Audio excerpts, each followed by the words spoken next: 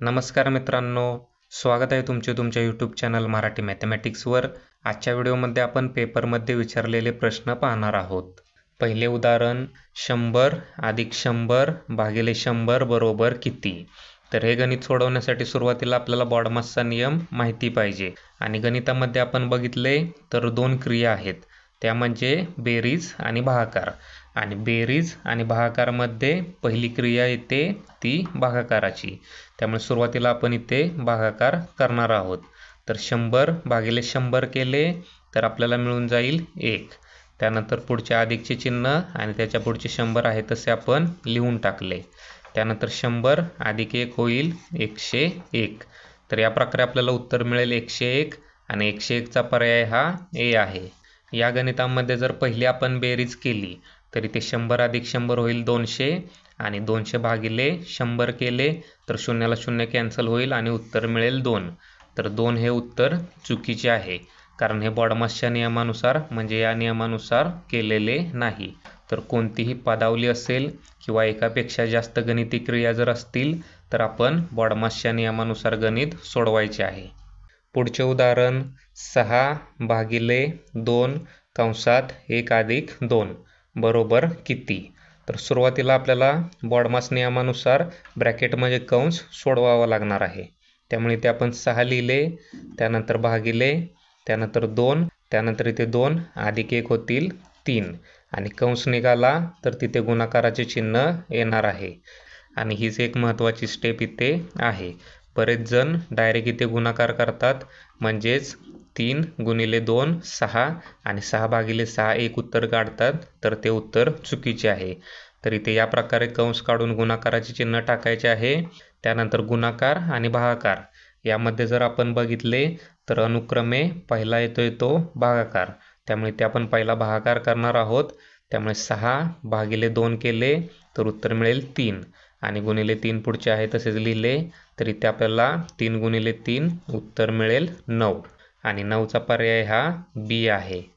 हेच गणित जर आपण कॅल्क्युलेटरमध्ये टाकले तरी सुद्धा आपल्याला 9च उत्तर मिळणार आहे, म्हणजे 1 हे चुकीचे उत्तर आहे आणि बरोबर उत्तर 9 आहे।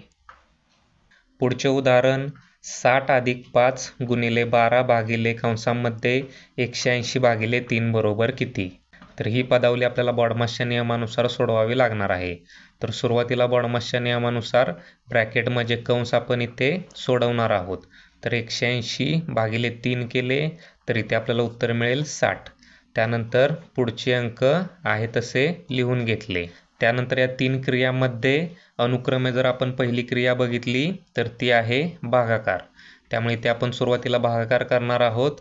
त्यामुळे 12 भागिले 60 केले तर 12 एक्के 12 आणि 12 पंचे 60, म्हणजे इथे 1/5 मिळेल। त्यानंतर पुढचे गुणिले 5 अधिक 60, त्यानंतर इथे दोन क्रिया आहेत गुणाकार आणि बेरीज, आणि गुणाकार आणि बेरीजमध्ये अनुक्रमे पहिला गुणाकार येणार आहे। त्यामुळे इथे आपण गुणाकार केला म्हणजे इथे 5 एक्के 5 5 एक्के 5, त्यामुळे इथे राहिले 1। त्यानंतर 60 अधिक 1 इथे आपण घ्यायचा आहे, कारण 5 एक्के 5 5 एक्के 5 आणि नंतर 1 गुणिले 1 केला तर आपल्याला 1 इथे मिळणार आहे, त्यामुळे इथे आपण 60 अधिक 1 घेतला। त्यानंतर 60 अधिक 1 होईल 61 आणि 61 चा पर्याय हा डी आहे। पुढचे उदाहरण 5/0.1 चा वर्ग गुणिले 0.5 बरोबर किती। तर सुरुवातीला आपल्याला हे 0.1 चा वर्ग दिलेला आहे, ते आपण 0.1 गुणिले 0.1 या प्रकारे सुद्धा लिहू शकतो। त्यानंतर पुढचे 0.5 आणि वरचे 5 आहे तसेच। त्यानंतर इथे छेदस्थानी जर आपण बघितले तर दशांश स्थळाचा विचार न करता दिलेले जे अंक आहेत त्यांचा आपण डायरेक्ट गुणाकार करणार, म्हणजे 5 एक्के 5 आणि 5 एक्के 5, त्यामुळे छेदस्थानी आले 5। त्यानंतर इथे 1 1 आणि 1 या प्रकारे 3 दशांश स्थळे आहेत, त्यामुळे 1 2 3, त्यानंतर दशांश चिन्ह आणि पुढे 0 आणि अंशातले 5 आहे तसेच लिहून टाकले, आणि हे 5 आपण 5.0 या प्रकारे सुद्धा लिहू शकतो। त्यानंतर हा पॉईंट जर आपण 3 घरे पुढे सरकवला तर हा पॉईंट सुद्धा आपल्याला 3 घरे पुढे सरकवावा लागेल, त्यामुळे अंशस्थानी तयार होईल 5000 आणि छेदस्थानी तयार होईल 5.0 म्हणजे 5। त्यानंतर 5 एके 5, 5 एके 5, पुढचे 3 शून्य आहे तसेच, त्यामुळे उत्तर आपल्याला मिळून जाईल 1000 आणि त्याचा पर्याय हा ए आहे. पुढचे उदाहरण 4चा वर्ग गुणिले 4चा पहिला घात गुणिले 4चा 0वा घात बरोबर किती. तर हे गणित सोडवण्यासाठी सुरुवातीला आपल्याला घातांकांचे नियम माहिती पाहिजेत. तर कोणत्याही संख्येचा पहिला घात म्हणजे 1 असतो. त्यानंतर अगोदरचे जे गणित दिलेले होते ते आपण आहे तसे लिहून घेतले. त्यानंतर घातांकांच्या नियमानुसार जर दिलेल्या दोन्ही संख्यांचा पाया सेम असेल तर पाया पहिला लिहून घ्यायचा आणि त्यांचे जे घात असतील त्यांची बेरीज करायची. म्हणजे इथे घातांची बेरीज होणार आहे 2 अधिक 1. त्यानंतर गुणिले 1 पुढचे आहे तसेच लिहून टाकले. त्यानंतर 4चा होईल 2 अधिक 1 म्हणजेच 4चा तिसरा घात आणि त्याला 1ने गुणले म्हणजे तेच उत्तर येणार आहे 4चा तिसरा घात. तर 4चा तिसरा घात म्हणजेच 4 गुणिले 4 गुणिले 4 म्हणजे 4 चोक 16 आणि 16 चोक 64. तर या प्रकारे आपल्याला उत्तर मिळेल 64 आणि 64चा पर्याय हा ए आहे. पुढचे उदाहरण खालीलपैकी कोणत्या संख्येच्या 75% म्हणजे 60 होय. तर सुरुवातीला आपल्याला ती संख्या माहिती नाही त्यामुळे ती संख्या आपण x मानली आणि त्या संख्येच्या 75% इथे 4 आहे त्यामुळे तिथे गुणाकाराचे चिन्ह आणि 75% म्हणजेच 75/100. तर त्या संख्येच्या 75% म्हणजे 60. तर या प्रकारे आपल्याला समीकरण मिळेल. त्यानंतर हे जर आपण सोडवले तर x इकडला इकडेच ठेवला आणि 75/100 इकडे गुणिले आहेत त्यामुळे ते इकडे पलीकडे 60ला भागिले होणार आहेत. 60ला भागिले म्हणजेच हे व्यस्त होणार आहेत गुणाकारामध्ये. त्यामुळे 100 वरती येणार आहे आणि 75 खालती येणार आहे. त्यानंतर इथे जर आपण संक्षिप्त रूप दिले तर 25 चोक 100, 25 त्रिक 75, त्यानंतर 3 एके 3, 3 दुनी 6 आणि शून्याचे 0. त्यानंतर अंशस्थानी उरले फक्त 20 गुणिले 4 आणि 20 चोक येणार आहे 80. त्यामुळे ती संख्या आपल्याला मिळून गेली 80 आणि त्याचा पर्याय हा बी आहे. पुढचे उदाहरण 0.005 हा व्यवहारी अंक अपूर्णांकात लिहा. तर सुरुवातीला आपण दिलेला अंक आहे तसा लिहून घेतला. त्यानंतर याला छेद कोणताही नाही त्यामुळे छेद इथे आपण 1 लिहू शकतो आणि हा 1 आहे तो आपण 1.0 या प्रकारे सुद्धा लिहू शकतो.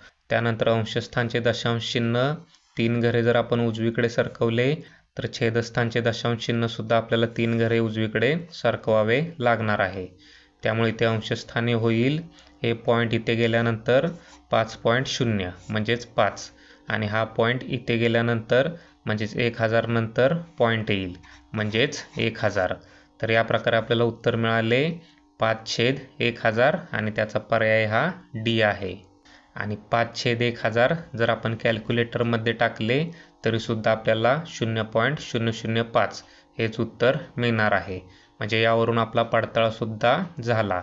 म्हणजे 0.005 हा व्यवहारी अंक आपण या प्रकारे अपूर्णांकात लिहू शकतो. यामध्ये एक गोष्ट लक्षात ठेवायची आहे, अंशामध्ये आपण पॉईंट जेवढे घरं उजवीकडे किंवा डावीकडे सरकवणार आहोत तेवढेच पॉईंट आपण छेदस्थानी उजवीकडे किंवा डावीकडे सरकवायचे आहेत. इकडे पॉईंट आपण उजवीकडे सरकवला अंशस्थानचा त्यामुळे छेदस्थानचा पॉईंटसुद्धा आपण उजवीकडे सरकवलेला आहे. पुढचे उदाहरण 0.5 गुणिले 0.3 गुणिले 0.3 बरोबर किती. तर सुरुवातीला आपण पॉईंटचा विचार न करता दिलेले जे अंक आहेत त्यांचा गुणाकार करणार आहोत. म्हणजे 3 त्रिक 9 आणि 9×5 45. त्यामुळे ते आपण 45 लिहून टाकले. त्यानंतर गुणाकाराचा नियम आहे, गुणाकारामध्ये जेवढे दशांशस्थळ असतील त्यांची बेरीज होते. म्हणजे इथे एक दशांशस्थळ आहे, इथे एक आणि इथे एक.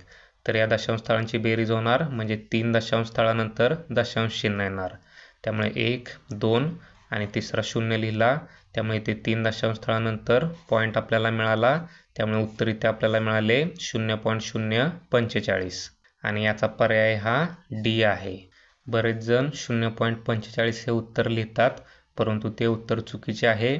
कारण गुणाकारात जेवढी दशांशस्थळ असतील त्यांची बेरीज होते. त्यामुळे ते 3 दशांशस्थळ होते त्यामुळे 3 इथे आपण दशांशस्थळे लिहिली आणि त्यानंतर पुढे पॉईंट दिलेला आहे. पुढचे उदाहरण रिकाम्या जागी योग्य चिन्ह टाका. आणि या प्रकारे इथे आपल्याला 2 अपूर्णांक दिलेले आहेत. म्हणजे या 2 अपूर्णांकांची आपल्याला तुलना करायची आहे. त्यामुळे दोन्ही अपूर्णांक आपण आहे तसे लिहून घेतले. त्यानंतर यांचा जर आपण तिरकस गुणाकार केला तर यातला मोठा अपूर्णांक कोणता आणि लहान अपूर्णांक कोणता ते आपल्याला कळणार आहे. तर इथे 9 त्रिक 27 ते आपण पहिल्या अपूर्णांकाच्या खाली लिहिले आणि 4 7 28 ते आपण दुसऱ्या अपूर्णांकाच्या खाली लिहिले. त्यानंतर 27 आणि 28 मध्ये आपण बघितले तर 28 ही संख्या मोठी आहे. म्हणजे इकडे 4/9 हा अपूर्णांक मोठा आहे आणि या प्रकारचे चिन्ह येणार आहे. त्यामुळे पर्याय क्रमांक सी हे आपले उत्तर असणार आहे. इथे आपण 27 कुठे लिहायचे आणि 28 कुठे लिहायचे ते परत एकदा समजून घेऊया. इथे आपण काय केले 3 गुणिले 9. तर यामध्ये जर आपण बघितले तर 3 हा अंश पहिल्या अपूर्णांकाचा आहे. त्यामुळे 3 गुणिले 9चे उत्तर आपण लिहिले पहिल्या अपूर्णांकाच्या खाली. त्यानंतर इथे आहे 4 गुणिले 7चा गुणाकार 28. त्यामुळे ते आपण लिहिले 4 गुणिले 7. आणि ते जर आपण बघितले तर 4 गुणिले 7 या 2 अंक आहेत. तर या 2 अंकांमध्ये अंश आहे तो दुसऱ्या अपूर्णांकाचा आहे. त्यामुळे दुसऱ्या अपूर्णांकाच्या खाली आपण याचा गुणाकार 28 लिहिलेला आहे. तर या प्रकारे ज्या अपूर्णांकाचा अंश आपण घेतलेला असतो गुणाकारामध्ये त्या अपूर्णांकाच्या खाली आपण तो गुणाकार लिहायचा आहे. तर आपण या ट्रिकने उत्तर हे बरोबर काढू शकतो. पुढचे उदाहरण 3.0 अधिक 0.4 अधिक 0.56 भागिले 22 गुणिले 0.3 गुणिले 0.1 गुणिले 5 बरोबर किती. तर इथे पॉईंट नंतर 4 आहे आणि इथे 0.56 आहे. तर हे 4 आपण 0.40 या प्रकारे सुद्धा लिहू शकतो. त्यानंतर 0.40 आणि 0.56 म्हणजे 6चे 6 आले इथे. त्यानंतर 5 आणि 4 9. त्यामुळे 0.96 झाले आणि पॉईंटच्या पुढे इकडे 3 आहे. त्यामुळे अंशस्थानच्या 3 संख्यांची बेरीज आली 3.96. त्यानंतर छेदस्थानचे पहिले सुरुवातीला 22 आपण आहे तसे लिहून घेतले. त्यानंतर 0.3 0.1 आणि 5 या तिघांचा जर आपण गुणाकार केला तर सुरुवातीला पॉईंटचा विचार न करता 5 एके 5 आणि 5 त्रिक 15. त्यामुळे ते 15 लिहिले आणि ते 1 आणि इथे 1 मिळून 2 दशांश स्थळे होतील. त्यामुळे 2 दशांश स्थळानंतर दशांश चिन्ह आणि पुढे 0. त्यानंतर गुणाकाराचे चिन्ह. तर या प्रकारे आपल्याला इथे मिळून जाईल. त्यानंतर इथे अंशस्थानचे जर 2 दशांश स्थळे आपण पुढे सरकवले तर ते इथे येईल म्हणजे अंशस्थानचे होईल 396. त्याच प्रकारे छेदस्थानचे जर आपण 2 पॉईंट पुढे सरकवले तर तो पॉईंट इथे येईल म्हणजे छेदस्थानी इथे येईल 15 आणि अलीकडचे 22 आहे तसेच लिहिले. त्यानंतर इथे जर आपण भाग लावला तर 11 दुनी 22. त्यानंतर इकडे 11 त्रिक 33 राहिले 6 झाले 66. परत 11 सक 66. परत 3 5 15. इकडे 3 एके 3 3 दुनी 6. परत बेसक 12 आणि बेके बे. तर या प्रकारे इथे आपल्याला उत्तर मिळेल 6/5 आणि 6/5चा पर्याय हा सी आहे. हा व्हिडिओ तुम्हाला कसा वाटला ते खाली दिलेल्या कमेंट बॉक्समध्ये कमेंट करा. व्हिडिओ आवडला असेल तर लाईक करा, शेअर करा आणि चॅनलला सबस्क्राईब करा. धन्यवाद.